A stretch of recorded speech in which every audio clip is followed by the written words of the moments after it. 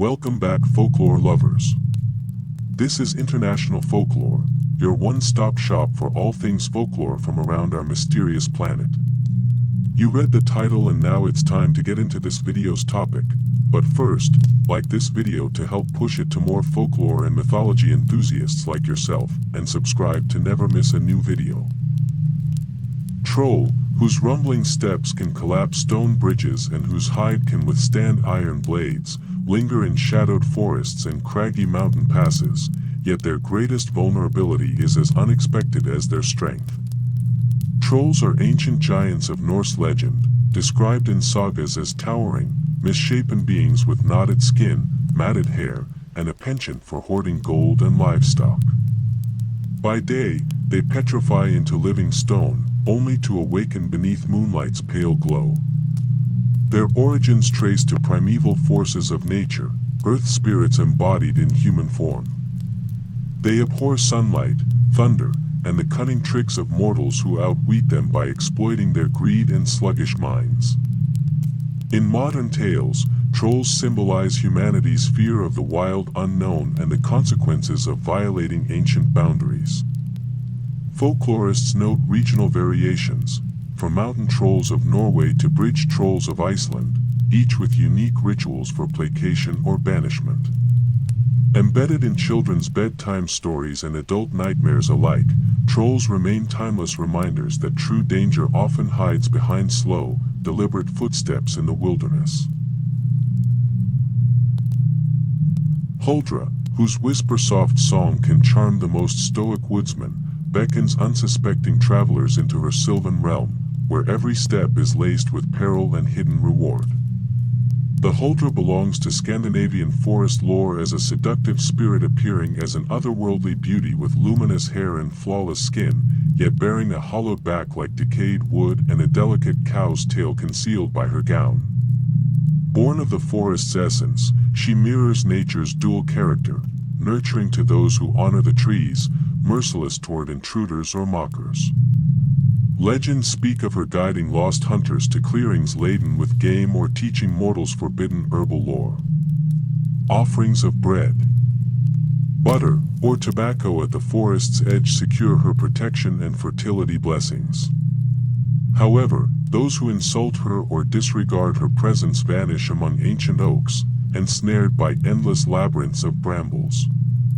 In contemporary culture, Huldra represents the invisible pact between humanity and the wild, reminding us that beauty can mask deadly consequences when respect is absent.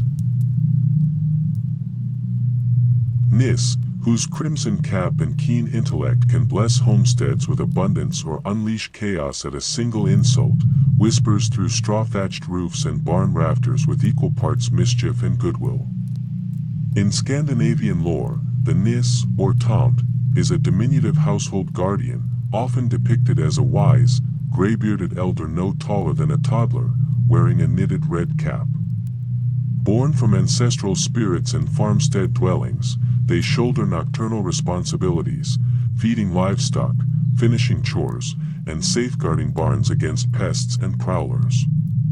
Traditional customs dictate leaving a bowl of warm porridge with butter on Christmas Eve. Refusal or neglect fuels their ire. Triggering pranks from spoiled milk and tangled hay to vanishing tools and pinched unkind souls. While benevolent when respected, some tales warn of Nis binding to a homeowner's fate, offering aid in exchange for ongoing honor. Their cultural resonance endures in holiday traditions, literature, and decorative figurines, symbolizing the balance between domestic harmony and the capricious nature of unseen guardians who demand gratitude and humility.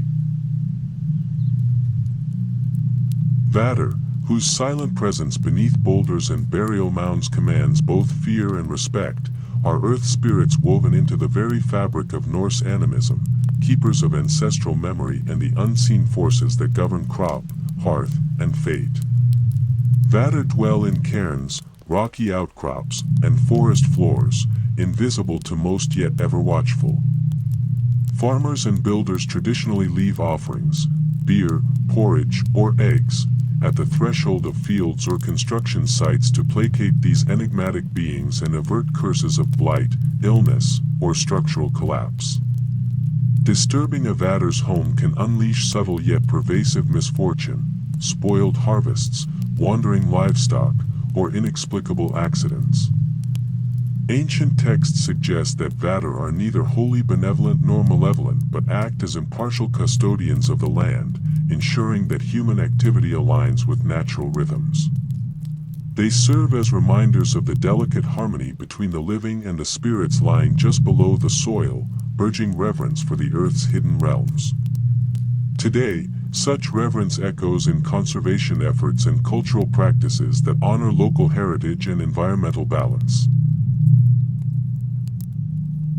Lindworm, whose sinuous form coils around sunken treasures and cursed tombs, embodies the sorrow of fallen royalty and the relentless hunger of greed's legacy, forging legends that warn of ambition's darkest depths. In Germanic and Scandinavian myth, lindworms are wingless dragons with elongated bodies covered in iridescent scales, gaping maws of poisoned breath, and spiraling horns atop sinuous necks. Often depicted guarding burial mounds of ancient chieftains, their presence signifies wealth woven into death's tapestry. Slaying a lindworm promises golden piles and broken curses, but at grave risk. Their venom corrodes weapons, their roar petrifies the unwary, and their blood inflicts madness. Some tales recount princely souls cursed into draconic form, granting tragic dimensions to their wrath.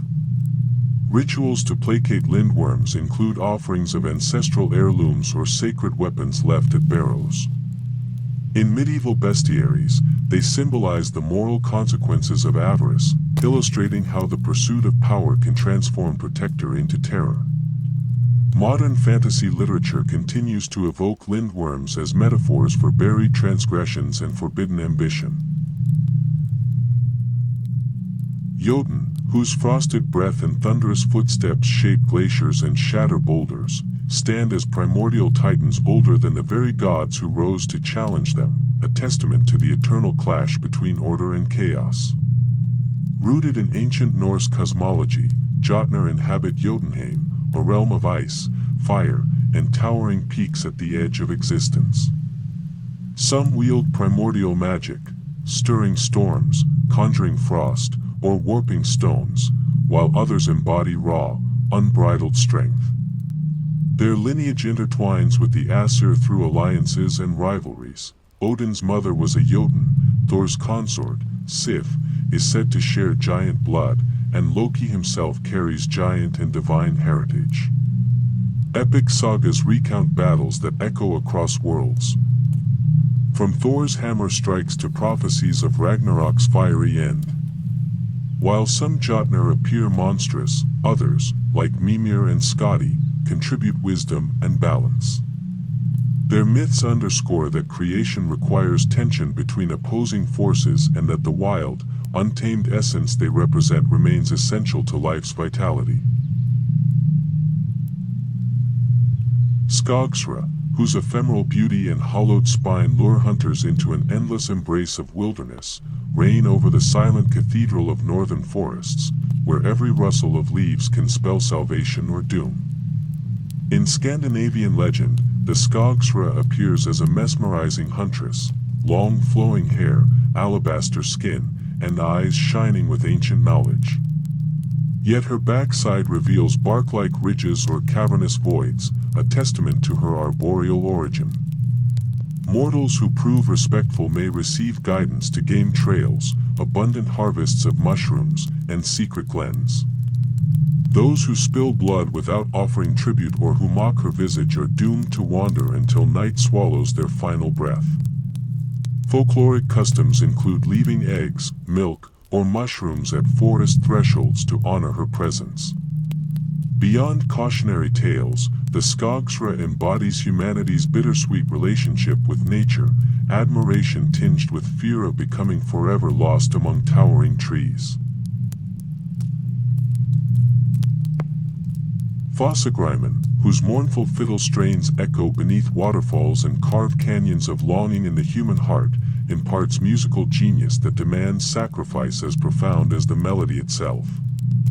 This aquatic master musician of Norse lore resides by roaring cascades, cloaked in mist and moss. To earn his tutelage, aspirants must leave offerings of white animals, goats or sheep, or bowls of porridge laced with goat's milk and honey on moss-covered rocks. In return, Fossagriman endows select individuals with unparalleled ability to coax tears, joy, or terror from strings. But the pact is fragile.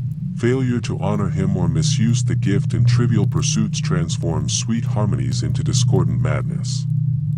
His saga speaks to the notion that true artistry flows from the primal currents of nature and that every note carries the weight of an echoing sacrifice. Nakan, whose haunting violin serenades beneath moonlit ripples, beckons listeners toward watery graves with melodies woven from longing and despair, only to vanish when dawn's first light shatters illusions. In Scandinavian waterways, Nakan appears as a handsome youth with pale skin, long locks, and a melancholic gaze, or occasionally as a sleek white horse emerging from the mist. His music mesmerizes lonely souls, promising solace from sorrow but luring them into icy depths. Villagers placate him by leaving garments, coins, or hair strands on banks, believing these offerings purchase mercy. Some legends recount brave musicians who learned a single tune in exchange for binding pledges of silence, carrying the melody's haunting burden for life. Nakan's lore underscores the dual nature of beauty and peril, reminding mortals that seductive art may conceal fatal undertones.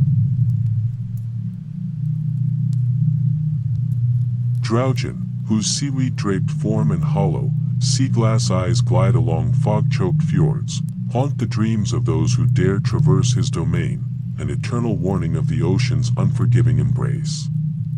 This undead mariner of Norwegian legend arises from watery graveyards, dressed in kelp and barnacle-laced rags, eternally rowing a broken boat across straits. His guttural wail precedes storms, capsizing vessels or dragging fishermen into frigid waters. Coastal communities carved protective runes on oars and recited prayers to avert his curse, believing Draugen sought vengeance for lives taken by the sea. In folklore, he embodies the restless dead's refusal to surrender, tethering the living to mortality's fragile threshold. As both specter and omen, Draugen reminds us that for all its bounty, the sea demands respect, lest its forgotten souls claim new victims under a moonless sky.